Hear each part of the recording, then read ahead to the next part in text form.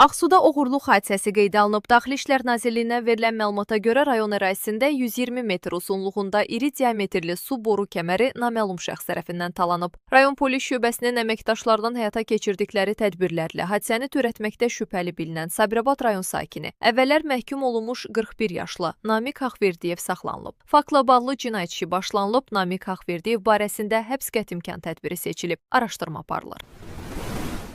Aprelin 11-də və 12-sində ölkə ərazisində qeydə alınan 83, əvvəlki dövrlərdən bağlı qalan 6 cinayətin açılması polis əməkdaşları tərəfindən təmin olunub.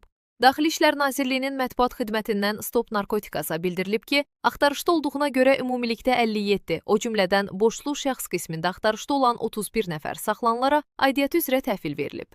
Narkotiklərlə əlaqəli 27, qanunsuz saxlanılan silah-sursatın götürülməsi və aşkarlanması ilə bağlı 5 fakt müəyyən edilib. Cinayət törətməkdə şübhəli bilinən 73 nəfər saxlanılıb. Ümumi çəkisi 10,2 kiloqramdan artıq narkotik vasitə aşkar olunaraq götürülüb.